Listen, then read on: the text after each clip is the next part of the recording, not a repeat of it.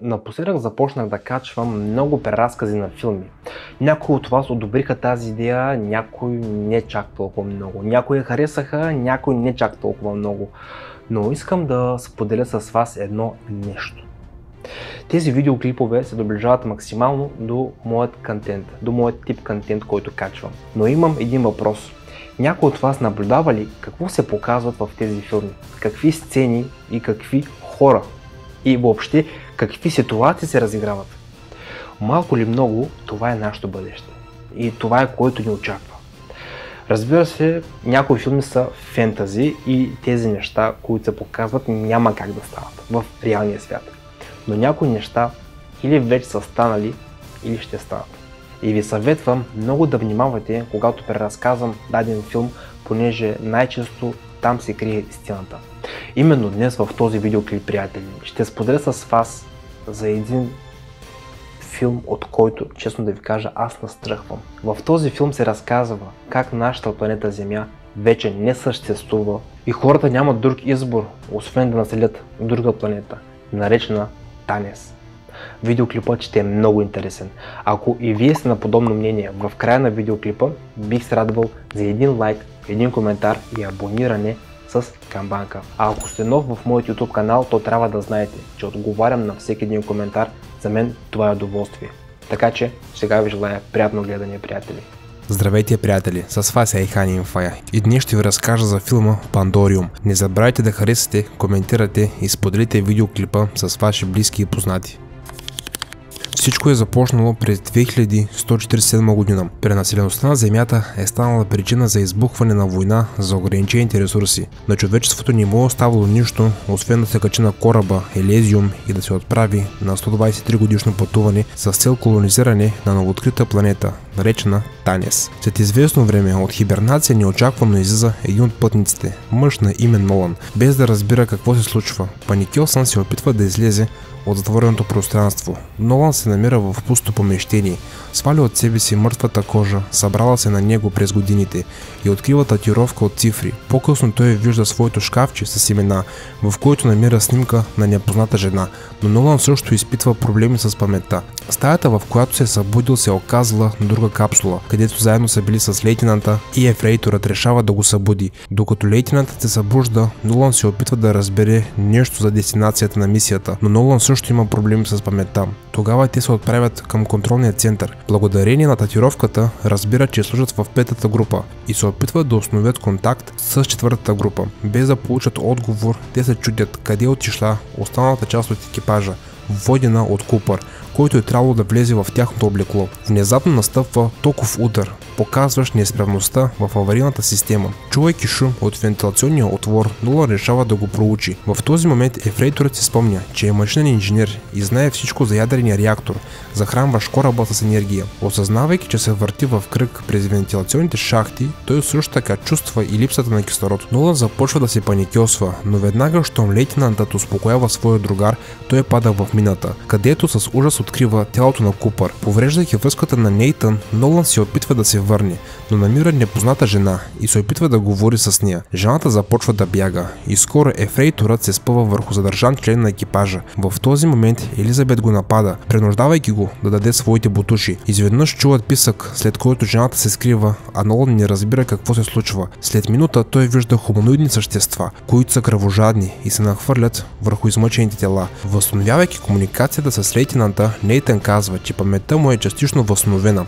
Оказва се, че няма да могат да се върнат на Земята, тъй като корабът им транспортира 60 000 души до Танес. Ефрейторът предполага, че жените им също са в колониалната мисия, така че той решава да ги намери на всяка цена, преди хуманоидните същества да го направят. Въпреки това, лейтенантът му обяснява, че основната им мисия е да намерят реактора, за да върнат захранването на кораба, благодарение на който ще могат да спасят целият екипаж. Той следва инструкциите на партньора, който му разказва маршрута до реактора. Внезапно той в тъмното забелязва движение, след което започва да трепери. Партньора му споделя, че това е един от симптомите на Пандориум. Това е психично разстройство, причинено от дългото стояние в хибернация. Един офицер е получил нервен срив, лудо твърдейки, че техният полет е прокълнат и след това е евакуирал 5000 пътници в откритият космос, който се е превърнало в най-голямата катастрофа в космоса.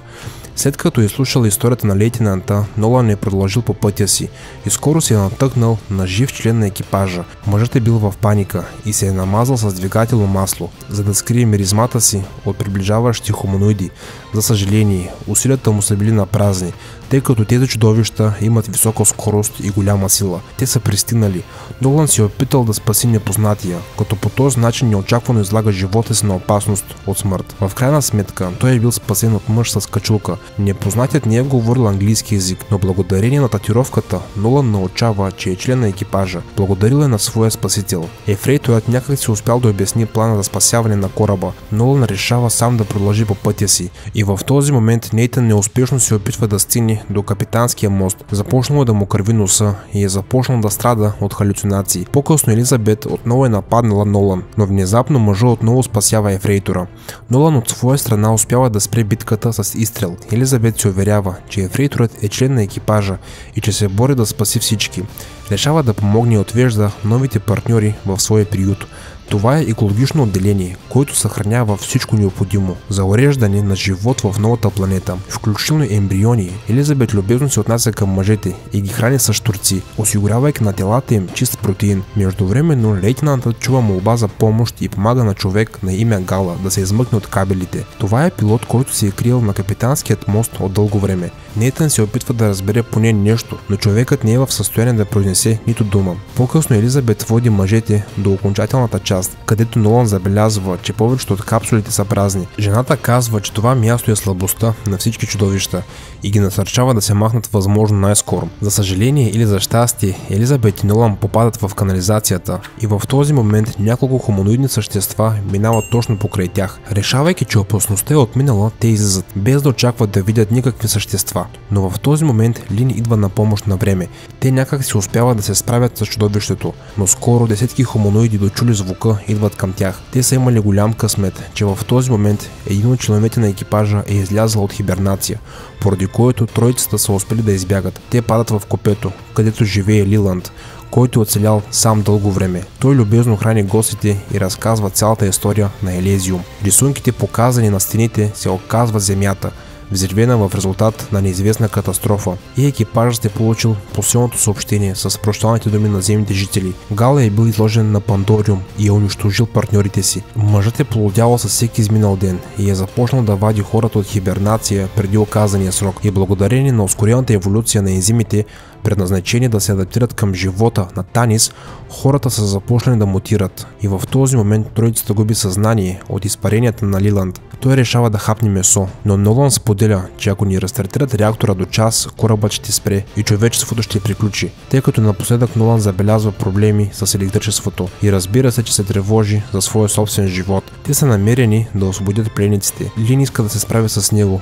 и след това отново полага маршрута. Скоро те се натъкват на малко хуманоидно същество. Веднага щом Лин иска да сложи край на живота му, Елизабет твърди, че той е безобиден, но след минута бебето бяга и извиква подкрепление, криейки се в копето при неговото семейство. Нолан си спомня как се е разделил със своята съпруга на Земята. След това е бил толкова отчаян, че е решил да се отправи към новата планета Танис. Той е отчаян, осъзнавайки как тя е починала на Земята заедно с милиарди хора. Той е бил готов да се предаде, но е забелязал капсулата, принадлежаща на съпругата му. В този момент той се мотивира и не губи надежда да стигне до капитанският мост, но Гала прави злобни речи, твърдейки, че е невъзможно да се рестартира реактора. Той предлага на лейтенанта да катапултира всички, когато остават по-малко от 10 минути до спирането на реактора, за да могат хората да живеят още няколко дни в откритият космос. Но за да продължат с рестартирането, те трябва да преминат през моста, под който се намира леговището на чудовищата. Само Елизабет може да издържи на нестабилният мост, а Нолан пада при тях,